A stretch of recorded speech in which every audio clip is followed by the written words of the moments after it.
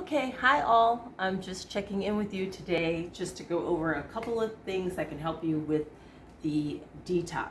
So, remember, we are doing gluten-free, dairy-free, and we are doing limited amounts of red meat, limited amounts of poultry. We're really sticking with good quality cold water fish like salmon, trout, cod, sardines, those types of things. So keep that in your heavy rotation. Shrimp also are, other seafood are also acceptable. But what I want to go through is a couple of different things that you can use so that you don't have to feel like, oh my God, I'm gonna be in the kitchen all day long. I don't know what to do. So I don't want you to feel that way. There's lots of things you can do where you don't have to be in the kitchen all day long cooking. So let's start out right away. Make the soups your friend. So this is a great way. Remember, we're bumping up our vegetables. So you can get a sweet pea soup. That's one way. You can do the golden cauliflower soup. Lots of different soups. You can even do a nice tomato soup and cashew ginger carrot soup, okay? That's just one of a few. So those are vegetable soups. Those are great breakfast ideas. Those are easy lunch ideas to pair with a salad and a can of sardines or some smoked oysters, or with some leftover fish that you maybe made last night. Now, remember, we're not saying you can't have chicken. We're just saying we're limiting chicken and red meat right now. So you could even do a chicken and wild rice soup. Remember, gluten-free, you don't have to look for gluten-free items. They don't have to say gluten-free. Gluten-free grains are all going to be your rice, your oats, your quinoa, millet, amaranth. All of those are going to be gluten-free. You can totally just find items like that. So something like a chicken and wild rice soup would definitely fit the bill. You can have that if you want a little more heartiness. And all of these soups, I'm not saying you got to go out and buy soups. You can totally make them from scratch. I just want you to know that you don't have to make everything from scratch. And then remember, we're bumping up our fiber content. And we said you're either doing an extra 3 apples each day, or 1 apple, a cup of berries, a cup of beans. This is a great way to pop that in there, something like a spicy black bean and kale soup. So it's done and done. Don't reinvent the wheel. Let's also take a look at some things that you might want to snack on or add to your salad, because we don't want to do the breaded croutons right now, just because those are not going to be gluten-free, or you can find gluten-free croutons.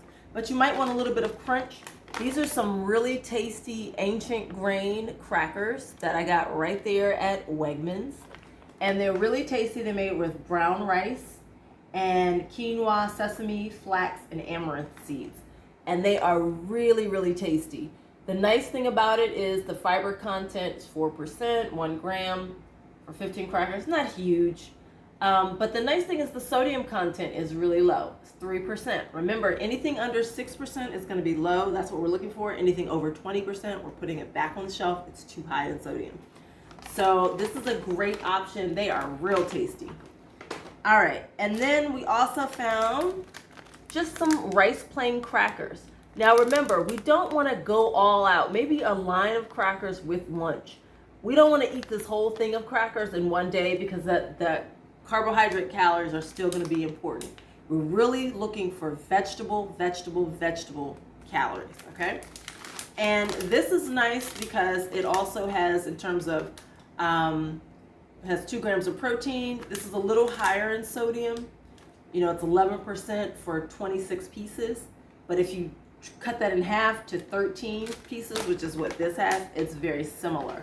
So it actually would be around that 5%, 6%, which is, so it's still a little bit higher than this, but it's workable. So try these out. You have the options. Also, these are really yummy ramen noodles. They are made with rice. And I got these from Costco, but they sell them kind of everywhere now. You can order them. But it's ramen and they're delicious. Gluten-free. So this is a great option to have as an addition. You can put them in bone broth. You can cook them up in any other type of broth that you might have.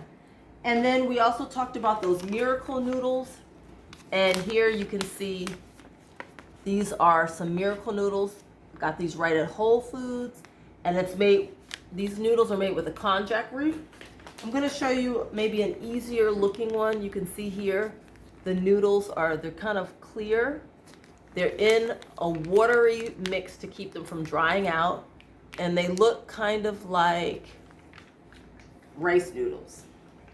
But these are great options. They're gluten-free, high fiber, and the beautiful thing is they don't drive up blood sugar. Remember, our big thing is that we want steady, stable blood sugars that go in nice and slow.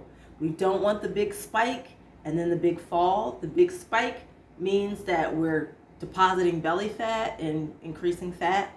The big fall means we're triggering anxiety. So we really want to make it nice and even. Also, you might want to make for sweets. So all of those are kind of savory. Oh, before I go, the almond flour sun-dried tomato basil. And these are almond flour crackers. Again, these are gluten-free. Remember, we're not trying to eat tons and tons of crackers. You can just add these to salads or maybe a handful as a little midday snack with some of your fruit, or maybe with some of the nut butters, or even with your delicious avocado. So crackers and avocado is a great little midday snack. All right, so we have that. Those are savory, salty items. So let's go into what can we do for sweet. This is where you're making your snack bag, your nut snack bag.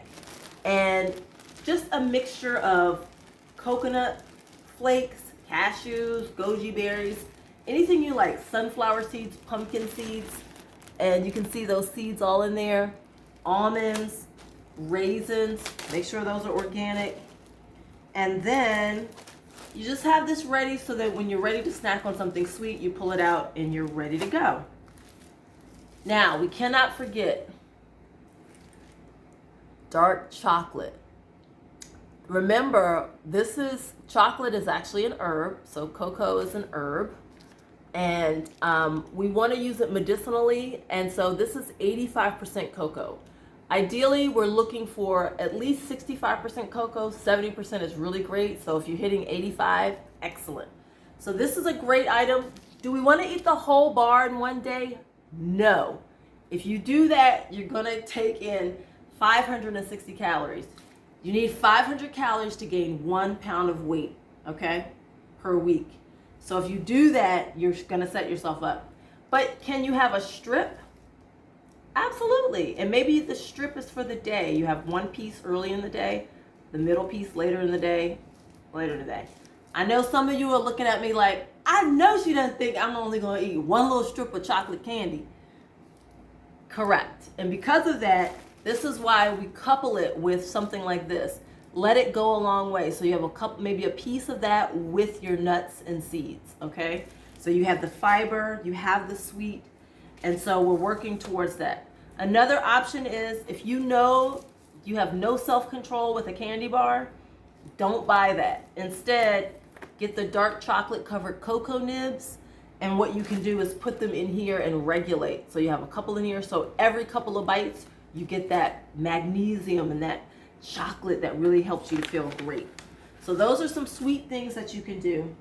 And then lastly, you can use the protein in greens. I love this product. It's made by Paradise Herbs. You can go to www.vitacost.com and order it. But the protein in greens, you can take 2 scoops of this and blend it up into a smoothie. Throw a cup of your berries in there. Done, done, and done. You've met that goal. Remember, we've got to get a cup of berries in each day. Blend that all up with this. You're going to get 18 grams of protein in this alone. 20 grams of protein, which is going to be the equivalent as if you had a chicken leg and a thigh.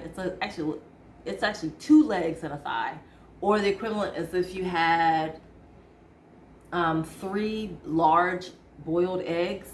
So that's a good amount of protein that's going to keep your blood sugar stable. But this is going to also act as 1 cup of veggies from a mixture of things, of foods, and it's going to be a high antioxidant content. So I hope this is helpful. Keep up the good work. Stay on track. Every little bit counts. You're doing great. All right, talk to you tomorrow.